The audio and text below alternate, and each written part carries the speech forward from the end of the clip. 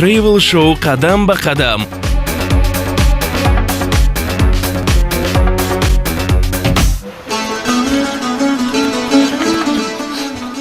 عزیزان دل در برنامه ما نه اینکه موضوع سیاحی بلکه بایلون گرده سال 2018 شد سال رشد سیاحی و هنرهای مردمی اینچنین هنرهای ملی و مردمی هر منطقه جمهوری نشان داده می شود و این لحظه ما قرار داریم در خانه یک زن نهایت هنرمند بانوی هنر که به هنری پلاس بافی مشغول است و پلاس بافی یکی از هنری است که قریب که از بین رفته ایستاده است. این هنر رو بعضی نفران دیگر یعنی که پیشه خود نمیکنند. در خانه بانو اوجت بگیم قرار داریم و میبینیم که از اسرار یعنی این هنر با شما معلومات میدیم. متوجه باشید. سلام علیکم.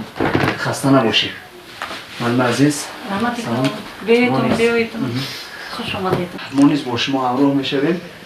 هنر پلاس بافی من در برای این هنر زیاد شنیدم ولی عینی حال از نزدیک دیدم که مثلا شما چقدر زحمت میکشید چگونه مثلا میبافید و میرسید اینقدر همین اسرار همین هنر رو میبینید.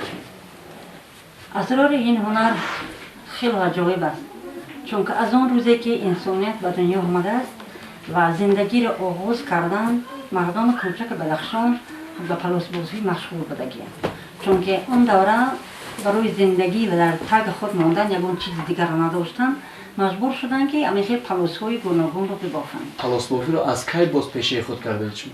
من از اون روزی که اقدام پیشوای ملت محترم امام علی رحمان سال 2018 رو همچون سال سیاحی و رشد هنرهای ملی اعلام کرده بود من به همین کار دست گذاشتم چون که میخواستم که همان هنرهایی که باباهای ما داشتن بود اثر نم حیا کنیم. اگر هنر حیا نکنیم اون از بین میرن و این گونه نبیره های ما از آنها بیخبر میمانند. یعنی شما در برابر اون که این هنر رو رواج داده ایستاده از سن احیا کرده ایستاده بنابراین خود آموخته ایستاده تا اینکه هنر یعنی در آینده نیست رفتن گیردن است.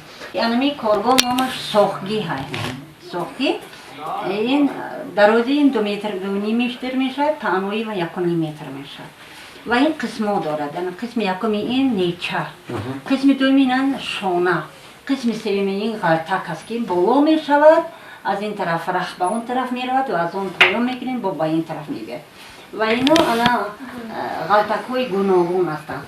این تور دارد و بود دارد. یعنی اینا رو تور میگن اونی که ما تیار میکنیم این رو بود میگن و این خودش همین پلاس بدخشانی یک چیز محصولات تازه اکولوژی هست که از خود تمام همین غبار را میگذارد ولی در خود قبول نمیکنه. به سلامتی انسان خیلی فایده دارد و همچون پایلوت بالاش حرکت کنی همین آدم بافته ها دارد که بافته ها رو به کار میدارد و خون زیادتر حرکت میکند. این یک دویم برای سلامتی انسان هم محض می نمایدن که بیکار بعد این محصولاتی که شما در اینجا استفاده می‌کنید از چی هستین از کدام نوع محصولاتی که زمانی که در بدخشان مثلا در همین محلی که من زندگی دارم یک وقت بسیار چرواداری به دقت دادیم. مثلا خودم هم همین چروای بسیار داشتم و اساساً از بز تیار میکنم. از پشم بز؟ موینه بز تیار میکنم.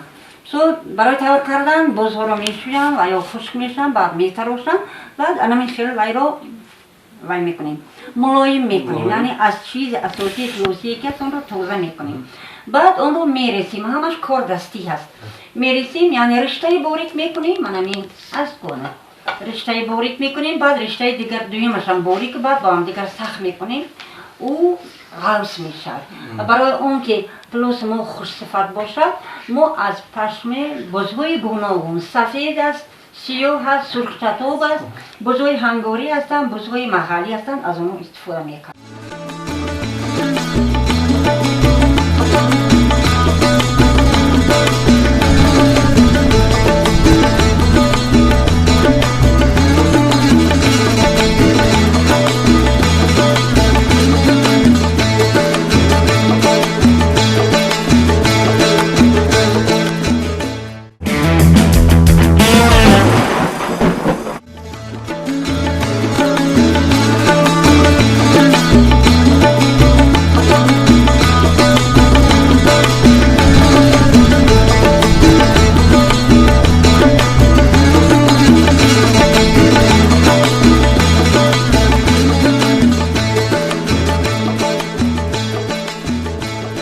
دوستان عزیز، این لحظه حضور داریم در باغ بوتانیکی شهر خوروغ. باغ بوتانیکی شهر خوروغ در عصر 20 بنیاد گردیده. در بلندی 2232 متر از سطح بحر یعنی بلند در سطح بلند قرار دارد و میدان این باغ 100 گکتار را تشکیل می‌دهد. در این باغ بوتانیکی درختان آرایشی و درخت‌های خصوصیت زیبایی‌دهی در اینجا آورده شنیدند که حتی اون درختایی که در این باغ هست در دیگر موضع‌های جمهوری نیست. یعنی خصوصیت و به حسن این باغ حسن دوباره ضم کردن. این است باغ بوتانیکی شهر خوروغ.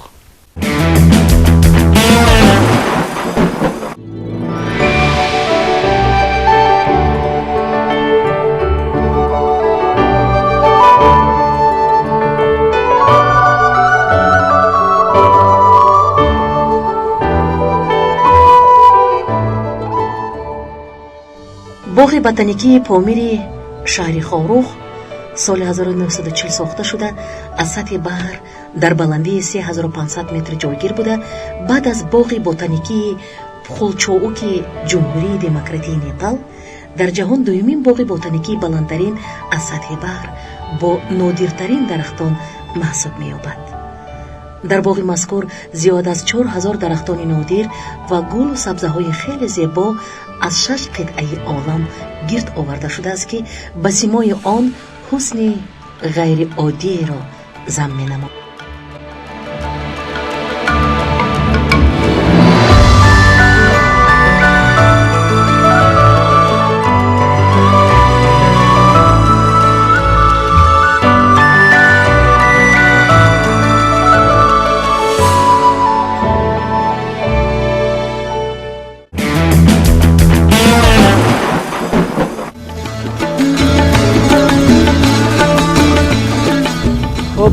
بینندگان عزیز، این لحظه قدم به قدم سفر خود را در شهر خوروغ حسنی انجام بخشیده، ولی از نزد تلویزیون‌های خود حالا هم دور نشوید، زیرا برنامه ما ادامه دارد. این لحظه ما راه پیش میگیریم جانب ناحیه اشکاشیم ولایت بدخشان.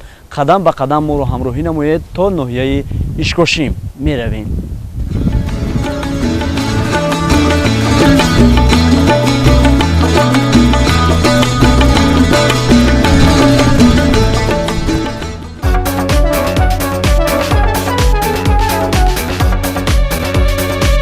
Travel Show قدم به قدم.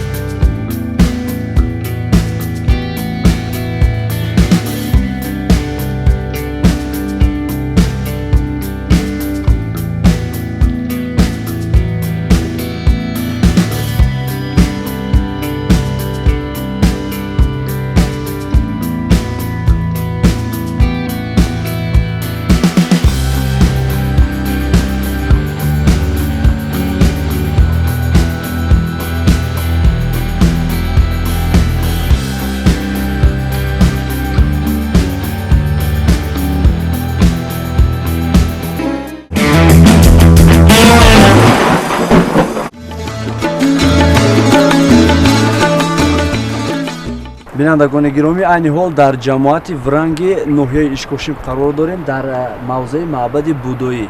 معبد بودایی که این حال ما در اینجا قرار داریم یگانه معبد بودایی است که در حدود ولایت بدخشان قرار دارد. این معبد یعنی همچون موضع تاریخی این حال تا حال نگاه داشته شده است. یک نفر در اینجا هستند مبشر بختاور که این حال معلومات مفصل دوی به همین معبد بودایی به شما میدهند. دویر به همین معبد طبق دیده های من در کتاب حدود العالم آورده شده است که در موضع وخان باستان 4 دین وجود داشته است. هم اسلام، زردشتی یعنی آتش پرستی، بت پرستی و آفتاب پرستی. خب معلومات بیشتر رو از مبشر بختاور میشنویم. سلام علیکم. شما میگویید که به بیننده ما دویر به همین معبد بودایی کم معلومات میدید. از دوران قدیم در این موضع یک جای مقدس بود و مردم را اون را همچون جای مقدس پرستش میکردن، لیکن بعدتر سال 79-81 در اینجا از طرف اینستیتوت تاریخ و باستانشناسی به نام احمد دانش از طرف ببنا و میر سیبنا افراد گذارنده شد. بعدتر معلوم شد که در اینجا معبد بودایی بوده است. بعدتر از روی سرچشمه‌های تاریخی معلوم گشت که دین بودایی از طریق افغانستان به جنوب تاجیکستان بعدتر باسته همین وادی وخون به خطای رفته است. خب و البته در این وادی پیروان بسیار خود را پیدا کرده است. از روی نقل سیاه چینی سیوانسیزن وقتی که تمام آسیای ما را سیاحت کرده است و از همین وادی نیز در آخری سفرش به سوی خطای سفر کرده است و از همین معبد بودایی یادآور شده است در یادداشت‌های خودش. اکنون چیزی که می‌بینیم این معبد بودایی از 5 زینه عبارت است و از همون دوران قدیم هم در همین نمود بود، لیکن اندک در حال خراب بود. لیکن بعدتر خیلی با تشبس مردم این معبد اندک به ترتیب درآورده شد. اکنون امروز این زیارتگاه صدها حتی هزارها سیاحان خارجی شده است.